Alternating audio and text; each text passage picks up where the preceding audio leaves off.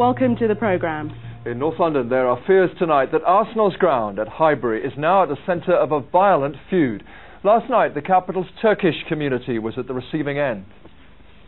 The final whistle of last night's UEFA Cup final signalled the start of a rampage by hundreds of young men who spilled out of pubs close to the Arsenal ground.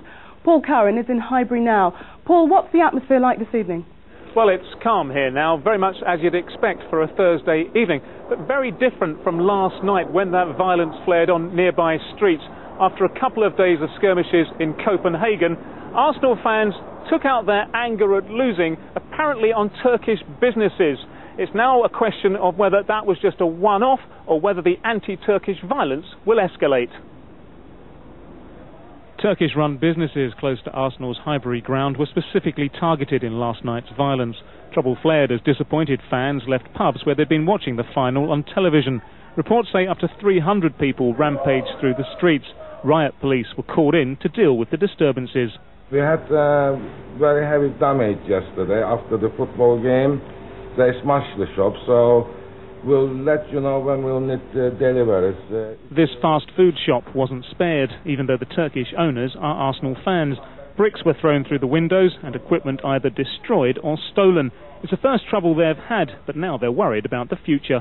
In Leeds, when the last supporter got killed, that the trouble was going on for at least 3 to 4 weeks after the actual incident. You know, people still went around smashing shops and causing trouble to Turkish shop owners. The catalyst for the violence near Highbury appears to have been the trouble in Copenhagen between Arsenal and Galatasaray fans.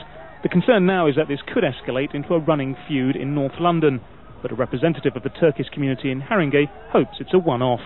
I am sure that vast majority of people are taking this as a isolated incident where hooligans clashed, as it happens anywhere in the world.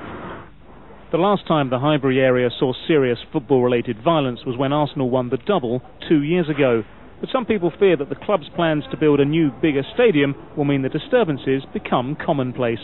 If there's a 60,000-seater stadium, that's 60% bigger than what we've got here, 38,000. We're going to have more problems and more European games, and we're going to introduce the kind of vandalism and violence and terror that we've had here last night.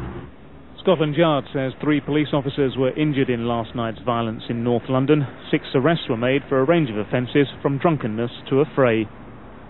Well, the latest news that we have is that there's been further violence in Copenhagen this evening. Arsenal Football Club have condemned the violence and say they'll take the strongest action against those fans concerned. And I'm sure fans as well will also condemn the violence. Alistair Campbell is from the popular fanzine The Gooner. Alistair, doesn't this shame all Arsenal fans? I think the fans that caused the trouble probably were out there to cause trouble specifically, so I think they're not really proper Arsenal fans. I mean, I was at the game, and a lot of people who were in Copenhagen, they wanted to avoid it, so they just went away from the town centre.